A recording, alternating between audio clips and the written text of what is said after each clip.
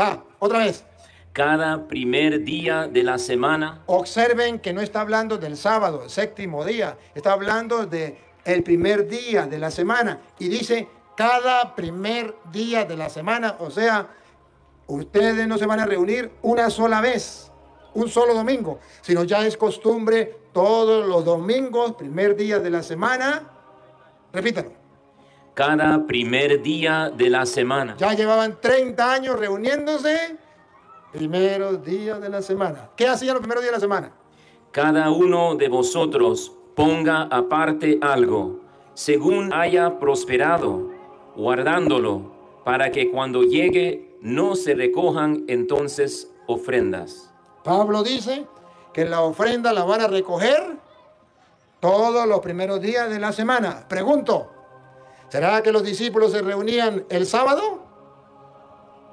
Si los discípulos se reunían el sábado, ¿iban a recoger la ofrenda el domingo? ¿Quién iba a dar la ofrenda? ¿Las sillas? ¿Las bancas? Oye, San Pablo no era tan tonto para decir, bueno, el día domingo van a recoger la ofrenda, pero ustedes se reúnen el sábado. O sea, yo voy a esperar que ustedes se vayan y después que ustedes se vayan voy a recoger la ofrenda. A Petronilo le patina, Coco le patina, Coco le patina, Coco. A Petronilo le patina, Coco le patina, Coco le patina, Coco. Entonces dice Pablo que es el primer día de la semana, cuando los cristianos están reunidos, cuando se va a recoger la ofrenda. Entonces nosotros sabemos que ya, según dice la Biblia, los cristianos ya no sufrimos por guardar el sábado, porque eso era de la antigua alianza para el pueblo de Israel, para los judíos. Pero nosotros no somos judíos, nosotros somos cristianos. Y esa era una ley, y esa ley llegó ya hasta Juan el Bautista, que fue el último de los profetas del Antiguo Testamento. Pero eso está escrito en San Lucas capítulo 16, versículo 16. Porque los hermanos separados dicen, los adventistas dicen, pero es que es una ley, es un mandato. Eso era el mandato de Dios y eso tiene que cumplirse. Claro que sí. Eso era un mandato del Antiguo Testamento, tenía que cumplirse. Y por eso Cristo vino y lo cumplió cuando estaba en la cruz. Dijo, todo está cumplido. Ya el Antiguo Testamento quedó cumplido. Ahora puede comenzar el Nuevo Testamento. Porque esa ley, la ley y los profetas, ¿hasta cuándo llegaban? Según dicen los adventistas, la ley y los profetas sigue. No, la ley y los profetas llegan hasta Juan el Bautista. Óiganlo, si no está en la Biblia no me crean. La ley y los profetas. La ley y los profetas, respiren profundo para que vean que los adventistas están muy equivocados. La ley y los profetas Eran hasta Juan. ¿Hasta dónde eran?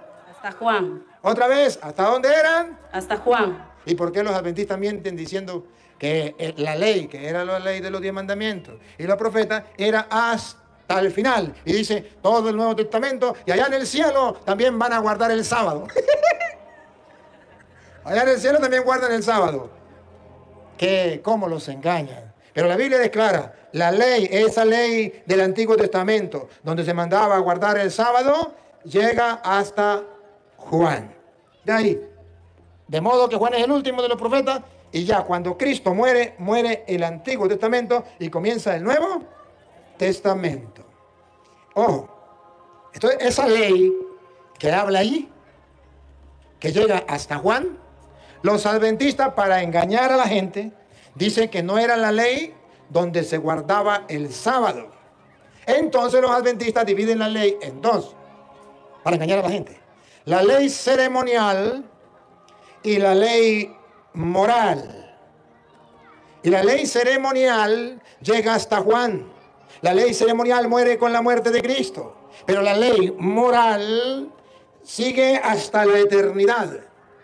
Y la gente católica que no sabe ni de qué leyes está hablando, dice, los adventistas saben muchísimo.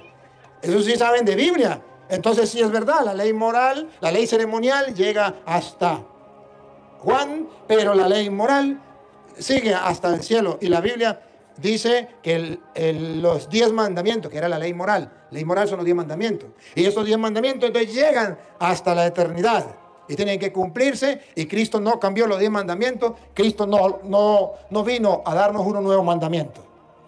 Pero resulta que San Pablo le escribe a los Corintios, segunda carta a los Corintios, capítulo 3, versículo, vamos a leerlo desde el versículo 5 en adelante. San Pablo le escribe a los Corintios y le dice, que la ley ceremonial, no, la ley moral, la de los 10 mandamientos, más claro, la de las tablas de la ley, que Dios le escribió en piedras y se la dio a Moisés, esa llegan hasta Cristo.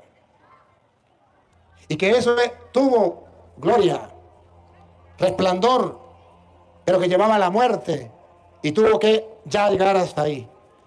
Y ahora nosotros ya no estamos sometidos a esa ley. Ojo, y está en la Biblia de la Reina Valera, la Biblia de los protestantes, aunque le quitaron sabiduría.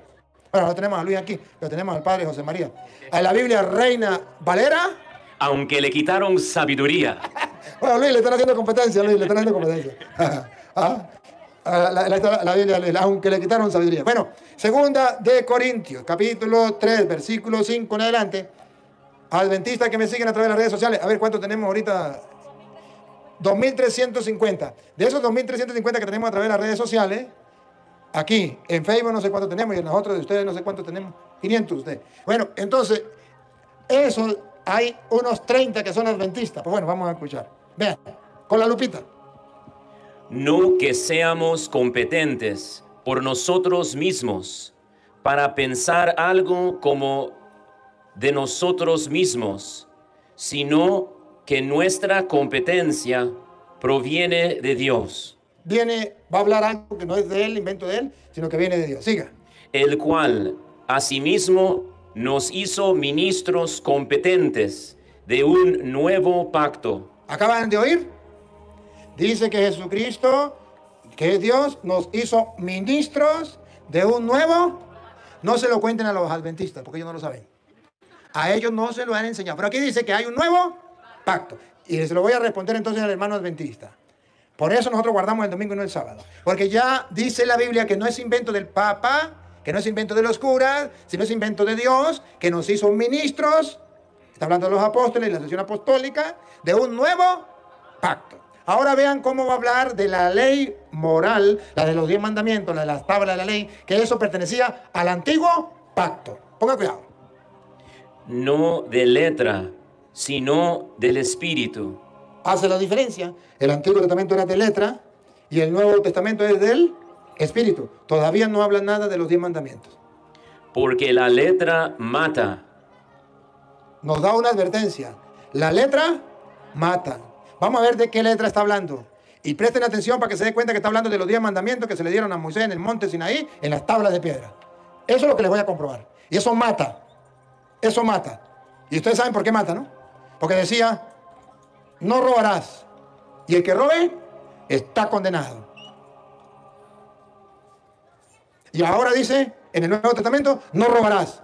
Y si usted roba, se arrepiente y le pide perdón a Dios, Dios lo salva. ¿Me capta la idea? En el Antiguo Testamento no era así. En el Antiguo Testamento el que la hace, la paga. Ojo por ojo, diente por diente. Sigue. Mas el Espíritu vivifica. Está haciendo la comparación. Pero todavía no está hablando de los 10 mandamientos. La ley moral. Y si el ministerio de muerte. Subrayen. En el Antiguo Testamento había un ministerio y Pablo no teme en llamar a ese ministerio De muerte. ¿Ustedes quieren pertenecer a ese ministerio? Pero a ese ministerio de muerte es que pertenecen los adventistas. Ya lo van a ver. Que se llama la ley moral, que se llaman los mandamientos, que fueron dadas en las tablas de la ley en el monte Sinaí a Moisés. Pongan cuidado. Grabada con letras. Ahí viene, ahí viene. Ahí viene, ahí viene. Respiren profundo, ahí viene. Otra vez. Grabado con letras en piedras. ¿Dónde estaban los 10 mandamientos? Grabados en letra en piedra. Eso se llama la ley moral. Eso era del pacto de la antigua alianza para el pueblo judío, que llegó hasta la ley y los profetas llegan hasta Juan. ¿Otra vez? Grabado con letras en piedras. Fue con gloria. Fue pasado. Ya, adiós. Eso perteneció al pasado. Fue Con gloria. Fue glorioso. Sigue. Tanto que los hijos de Israel no pudieron fijar la vista en el rostro de Moisés a causa de la gloria de su rostro. ¿Se acuerda cuándo fue eso?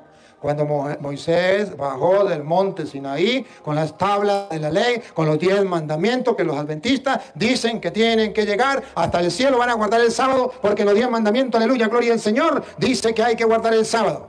Pero aquí dice que eso fue glorioso al punto que cuando Moisés bajó del monte traía un velo por el resplandor que tenía. Y era glorioso por el resplandor que traía. Siga. La cual había de perecer. Ahí está la clave. Adventistas del mundo entero, oigan que esa ley moral, la de los 10 mandamientos, la de las tablas de la ley, el que le dio Dios a Moisés en el monte Sinaí, debía De perecer. tenía que perecer, llegar hasta Juan. Que usted me diga que no, eso es problema suyo. Lo mío es mostrarle con capítulos y versículos y con la Biblia Reina Valera para decirle jaque mate. El gato es blanco, tengo los pelos del gato en la mano. Entonces, aquí dice que perfecto, debía de perecer. Otra vez repítalo. La cual había de perecer. Que los adventistas dicen que no. Saben más que Dios. Siga. ¿Cómo no será más bien con gloria el ministerio del Espíritu? Ya eso pereció. Ahora comienza el ministerio de la nueva alianza, que es el ministerio del Espíritu. Siga. Porque si el ministerio de condenación, ¡Ah, bárbaro! Esos 10 mandamientos, eso es lo del día del sábado que hablan los adventistas, dado en tabla de piedra, que era la ley moral dada a Moisés en el monte Sinaí, era, ¿otra vez? porque si el ministerio de condenación Era un ministerio, un encargo que Dios le había dado a Moisés, pero era de condenación. ¿Y sabe por qué era de condenación? Porque el que cumplía 9 mandamientos, pero faltaba a uno, de todas maneras iba para el infierno. No tenía salvación. ¿Y quién iba a cumplir los 10 mandamientos? Nadie. Sigue. fue con gloria, mucho más abundará en gloria el ministerio de justificación. Porque aún lo que fue glorioso Fue pasado. Lo que fue glorioso no es glorioso en este respecto. ¿qué es lo que no entienden? ¿Qué es lo que no entienden? No es que no entiendan, es que los pastores adventistas no les permite creer lo que Dios dice. Pero ahí está claro. ¿Cómo es? Otra vez, atrás.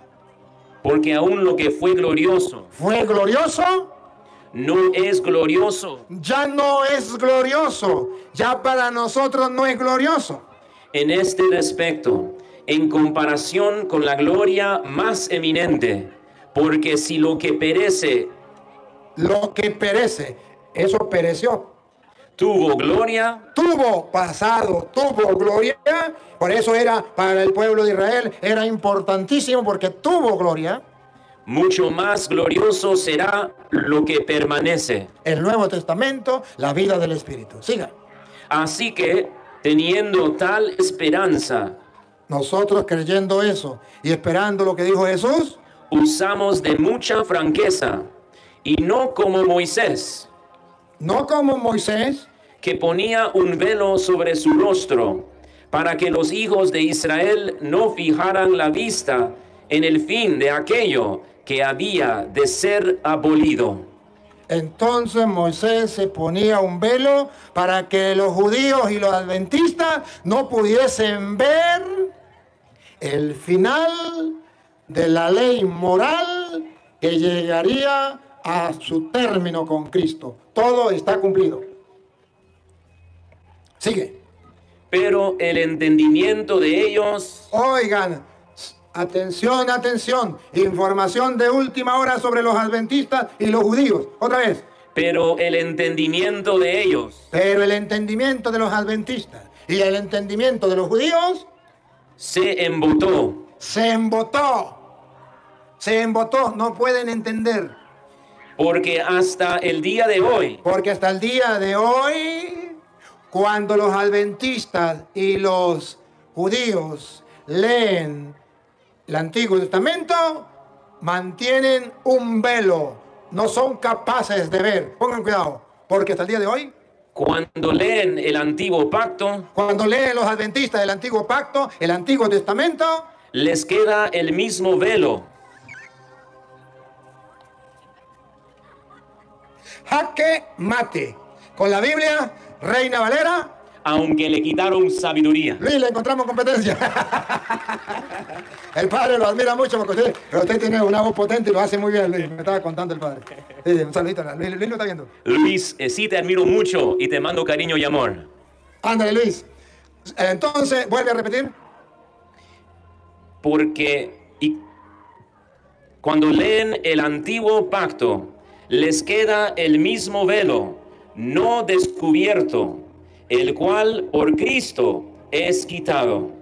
Y aún hasta el día de hoy, Hasta el día de hoy, eso es lo que le pasa a los adventistas. cuando se lee a Moisés, Cuando se lee el Antiguo Testamento, el velo está puesto tienen un velo en los ojos sobre el corazón de ellos. sobre el corazón de ellos, Pero cuando se conviertan pero cuando se conviertan a la una y única iglesia que fundó Cristo y que vean la verdad de las Sagradas Escrituras, el velo se quitará. el velo se le quitará. Pero ¿quién le va a predicar a los adventistas? Si los católicos dicen que hay que dejarlos tranquilos, que eso es lo mismo. ¿Quién le va a quitar el velo? Si los católicos son unos perezosos que no quieren leer la Biblia, ustedes no, los que no vinieron. ¿Quién le va a quitar el velo? Si no tenemos el afán de salvar almas. Entonces los adventistas dicen y dicen y dicen y nadie es capaz de quitarles el velo para que vean el resplandor del Evangelio de Cristo. Ahí está su respuesta. Si hay otro hermano que quiera hacer otra pregunta, no importa si es otro de otra religión, bien, y si es católico también, no importa. Vamos a darle la oportunidad pues a algunas preguntitas. Si ¿usted va a hacer alguna pregunta? ¿Qué? Está saludándome. Si hay algún otro que no sea católico y que quiera preguntar, o que sea católico y quiera preguntar, no hay ningún problema. Se acerca, hace la pregunta y yo se la respondo. A ver, cualquier persona que quiera hacer una pregunta, viene, y si no el padre me tiene una pregunta, yo le respondo. A ver, ¿quién quiere preguntar? ¿Por aquí? Ella quiere, padre. ¿Aquí? ¿Tiene una pregunta? Mi pregunta, padre, es muchas veces estamos con personas y empezamos una conversación, pero muchos dicen, bueno, yo con mi Dios, a solas, yo no tengo que ir a ninguna iglesia, solo yo y Dios. Si puedes ayudarnos a responder. Muy bien. Ese no es el Evangelio de Cristo. A ver, ¿ustedes saben lo que significa iglesia? Iglesia significa congregación. Iglesia significa una reunión, un grupo. ¿Se acuerdan que Jesús lo dijo? Donde dos o más se reúnan en mi nombre, allí estaré yo en medio. Entonces Jesucristo está hablando de que Él quiere una iglesia, una congregación. Y dice, no acepto que sea uno solo. Por eso dice, donde hayan dos o más reunidos en mi nombre. Estas personas que dicen, yo puedo vivir mi fe a mi manera, yo no me congrego en ningún lugar, yo no voy a la iglesia, yo soy católico pero vivo mi fe a mi manera, es un error garrafal. Vamos a ver cómo vivían las primeras comunidades cristianas, por ejemplo. En Hechos de los Apóstoles, capítulo 2, versículo 42, vamos a ver que las primeras comunidades cristianas no decían lo mismo que esa gente que dice, yo vivo mi fe a mi manera. No, señor. ¿Cómo vivían las primeras comunidades cristianas? Y las Sagradas Escrituras es el ejemplo vivo para que usted y yo sepamos cómo tenemos que comportarnos con las Sagradas Escrituras o cómo tenemos que comportarnos en el camino de la vida iluminados por la palabra de Dios. Se llama Hechos, que significa lo que hicieron los apóstoles y que usted y yo también tenemos que seguir su ejemplo. Hechos de los Apóstoles, capítulo 2, versículo 42. Óiganlo. Y perseveran, ¿Otra vez? y perseveran, ¿Otra vez? y perseveraban. Perseveraban. A ver, ¿qué significa perseverar? Que se cansan y dicen, ya no vuelvo más a la iglesia, ahora vivo mi fe en mi casa solo a mi manera. No, dicen, y perseveraban. Eran constantes, siempre, no se cansaban. El que persevera, triunfa. Y perseveraban en la doctrina de los apóstoles. ¿Qué hacía la primera comunidad cristiana? Perseveraban estudiando, conociendo la doctrina de los apóstoles. ¿Por qué dice de los apóstoles? Porque han existido otras doctrinas que no son de los apóstoles. Por ejemplo, la doctrina de los testigos de Jehová, la doctrina de los pentecostales, la doctrina de los evangélicos, la doctrina de los adventistas. Son doctrinas, pero no son la doctrina de los comunidades cristianas. Vivían constantemente en la doctrina, subráyenlo otra vez, En la doctrina de los apóstoles. que quede claro. ¿Cuál es la doctrina que ustedes deben creer? La de los apóstoles. ¿Cuál es la doctrina que tienen que estudiar? La de los apóstoles. ¿Cuál es la doctrina que tienen que vivir? La de los apóstoles. ¿Cuál es la doctrina que tienen que enseñar? La de los apóstoles. Así lo hacía la primera comunidad cristiana. Ahora los católicos son modernos. Ahora comienzan a escuchar la doctrina de don Pánfilo, de doña Pánfila, de Petronilo. Ahora comienzan a escuchar a cualquier tonto que llegue con la Biblia en la casa y le predique otra doctrina. Pero al comienzo no era así, y la Biblia dice que así no es, que tenemos que vivir aferrados a la doctrina de los apóstoles. Siga, vean cómo tenemos que vivir. En la comunión, Aquí está. ¿Cómo tenemos que vivir otra vez? en la comunión, ¿Y qué significa en la comunión? ¿Yo solo o en común unión con otro? No, solo no, en común unión con otro. Las primeras comunidades cristianas no vivían islas, solitarios, sino en común unión. Por eso no se concibe un cristiano viviendo como una isla solo a su manera. Porque la primera comunidad cristiana vivían en común unión. Siga. unos con otros, Unos con otros, no solo yo con yo. No, unos con otros. en el partimiento del pan Y ahí está, que se congregaban para la fracción del pan, que usted y yo llamamos la Santa Misa o la Santa Eucaristía. Se reunían para la fracción del pan, el partimiento del pan. Versículo, ahora pase al versículo 46 y 47. y perseverando unánimes cada día en el templo, Unánimes. ¿Unánimes qué significa? ¿Solos? No. Unánimes significa como iglesia, como congregación, como todo un cuerpo, como creyentes. Unánimes, otra vez. y perseverando unánimes cada día en el templo, No puedo decir yo vivo en mi casa, mi fe a mi manera. No, Señor. Yo tengo que unirme a otros. Y para eso también existe el templo, donde me congrego. Eso se llama iglesia. y partiendo el pan en las casas, comían juntos con alegría No solamente hacían reuniones en el templo, también hacían reuniones en las casas. De ahí que la Santa Madre Iglesia también nos enseña que debemos rezar el Santo Rosario en familia. Familia que reza unida permanece, y donde se reza el rosario no falta lo necesario.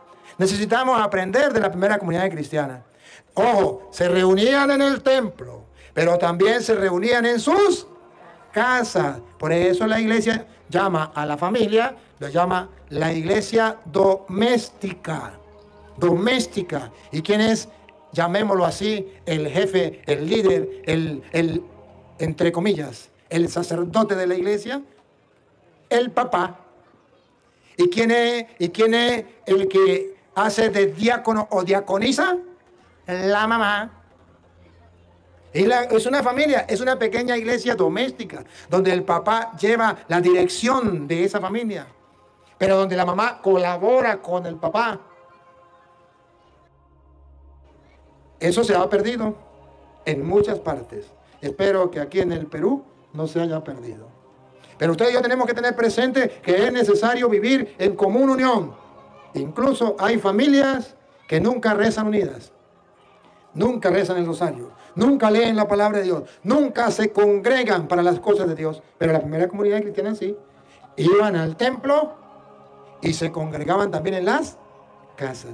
De allí que a veces también hay costumbre que a lo mejor invitan a los vecinos y vamos a rezar el Santo Rosario, todo el sector, en la casa, hoy en la casa de Petronilo, mañana en la casa de don Pánfilo. Eso es costumbre de la primera comunidad cristiana. Un día en una casa se reza el rosario, otra en otra, o en el día del patrono, como sea, primera comunidad cristiana. Sigue. Comían juntos con alegría y sencillez de corazón, alabando a Dios y teniendo favor con todo el pueblo. Y atención, miren lo que sigue, pongan cuidado. ¿Cómo tenemos que congregarnos? ¿Cómo tenemos que reunirnos? Y eso viene de Dios. Oigan. Y el Señor. ¿Quién es el Señor? Dios. Otra vez.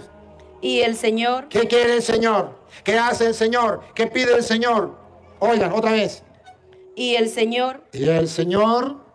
Añadía. Añadía significa separaba o unía. Unía. Otra vez. Y el Señor añadía. El Señor une. Únenos tú, Señor, únenos tú, con lazos que no se rompan. Únenos tú, Señor, únenos tú, únenos en tu amor. El Señor une. ¿Saben qué significa diablo? El que divide.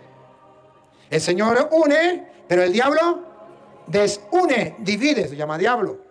Y cuando usted no quiere estar unido en la iglesia, a usted lo está tocando, le está hablando el diablo y le dice, usted puede vivir su fe a su manera, usted solito.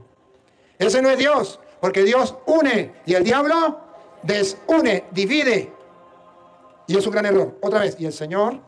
Y el Señor añadía cada día a la iglesia. Cada día a la iglesia. Mire, hay que unirse, hay que añadirse cada día a la iglesia. Atención, ¿para qué nos unimos? Pongan cuidado, ¿para qué? El Señor unía cada día a la iglesia. Los que habían de ser salvos. ¿Quiénes se congregan? Los que queremos ser salvos. Ah, porque el Señor nos une. El Señor no nos divide. El que divide es el diablo. ¿Para qué? Para que no nos salvemos. ¿Para qué nos une Dios? Para que podamos ser salvos. ¿Me captan la idea? Y voy a terminar de responderle para otra pregunta. Si otro tiene una pregunta, puede acercarse por aquí para que haga la pregunta. Con Hebreos capítulo 10, versículo, vamos a leer el versículo 23 en adelante. Hebreos capítulo 10, versículo 23 en adelante. Si hay alguien que tenga otra pregunta, se acerca para acá y se la voy a responder.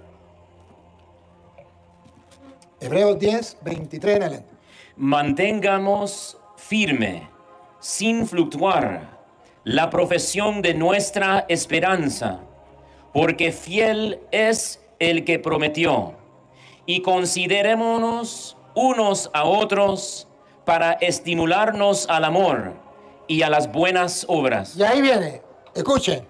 No dejando de congregarnos. Otra vez, otra vez, otra vez. No dejando de congregarnos. Otra vez, óiganlo, por favor, óiganlo. Los que dicen yo vivo mi fe a mi manera, yo no me congrego en ningún lugar porque Dios está en todas partes, yo tengo agarrado a Dios por la chiva, yo ya estoy salvo. Vamos a ver, otra vez. No dejando de congregarnos. No dejando de congregarnos. Y atención, respiren profundo.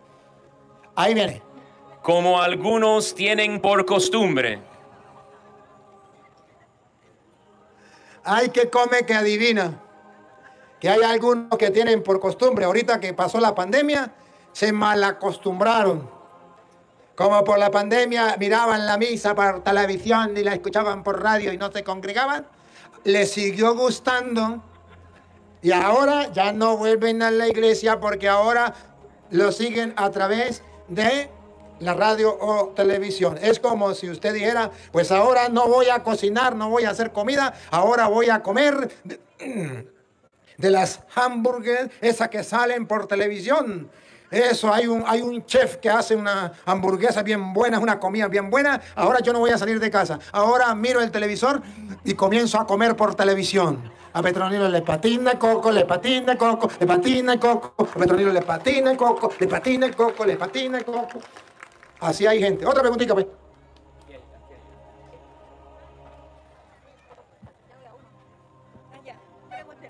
Padre Luis, buenas noches, soy del grupo de la Hermandad Torrechayo y mi pregunta es, hay hermanos que nosotros, a los católicos, nos dicen que ¿por qué salimos en procesión? ¿Por qué adoramos? Si nos puedes dar una explicación más profunda. ¿Por qué salimos en procesión? Porque la Biblia habla que el pueblo de Israel salía en procesión. En Primera de Crónicas, capítulo 15, versículo 15. El pueblo salía en procesión con una cajita que se llamaba el Arca de la Alianza. Y encima del Arca de la Alianza estaban dos imágenes grandes de dos querubines. Y ellos se los montaban en hombro o ponían unos palos y los cargaban en hombro y hacían procesión. Les cantaban y danzaban. Hasta David danzaba delante del Arca de la Alianza. Van a ver ustedes cómo la Biblia dice, primero vamos a ver en Hebreos, no me pierdan la que tiene ahí, márcala. Hebreos capítulo 9, versículo 4, lo que significaba el Arca de la Alianza. ¿Qué tenía el Arca de la Alianza? Y después vamos a ver que hacían procesión con el Arca de la Alianza. Y ahí la iglesia saca las procesiones en la Biblia, que los protestantes no lo saben, pero que hoy tienen que saberlo. Oiga, Hebreos 9, 4. El cual tenía un incenciario de oro y el arca del pacto cubierta de oro El Arca del Pacto, el Arca de la Alianza cubierta de oro. por todas partes, Oigan, y eso lo llevaban ellos a hombro, cubierto de oro por todas partes.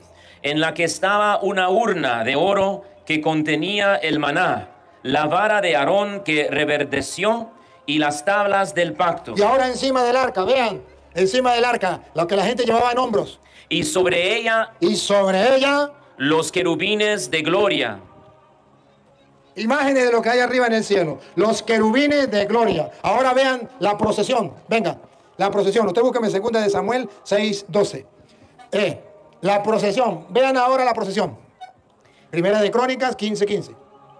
Y los hijos de los levitas trajeron el arca de Dios, El arca de Dios, que tenía el maná, la tabla de Aarón, la tabla de la ley, perdón, la vara de Aarón, y los dos querubines de la gloria. Trajeron el arca de la alianza. puesta sobre sus hombros. Los protestantes dicen, es que los católicos son unos idólatras porque cargan sobre sus hombros las imágenes. Y entonces el pueblo de Israel era idólatra, cargaba sobre sus hombros esas dos imágenes de querubines. ¿Qué más?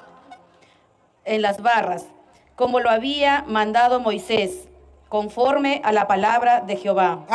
Jehová, porque estamos leyendo la Biblia Reina Valera, aunque le quitaron sabiduría. Pero ojo, aquí están mostrando que era una orden de Dios. Dios mandó a hacer procesiones, cargando a hombros esas imágenes, lo mandó a hacer Dios. Aquí está en la Biblia, y en la Biblia de los protestantes. Entonces, ¿por qué ellos dicen que no se puede hacer? Porque son unos ignorantes, nadie se lo ha mostrado. Y el pueblo católico tiene que mostrárselo con capítulos y versículos para que vean de una vez por siempre. Si no quieren creer, el problema de ellos. A mí no me importa que crean o no crean, a mí me importa mostrarles para que ellos se den cuenta por qué lo hacemos. Porque siempre van a decir la misma cantaleta, porque ustedes hacen las procesiones, porque cargan las imágenes en los hombros, esa es idolatría, eso es malo, eso lo prohíbe la Biblia. Yo se lo muestro con capítulos y versículos para que lo vean. Si no lo quieren creer, es el problema de ellos. Pero ellos tienen que saber por qué lo hacemos. Y el católico también tiene que saber por qué lo hacemos. Sigue. Asimismo dijo David a los principales de los levitas, que designasen de sus hermanos a cantores con instrumentos de música, con salterios y arpas y cimbalos. Vean ustedes las procesiones de los católicos. Ahí está, con instrumentos, con cantos en las procesiones y luego sobre los hombros las imágenes. Ahora miren a David danzando. Capítulo 2 de Samuel, capítulo 6, versículo 12 en adelante. David danzando delante de esas imágenes.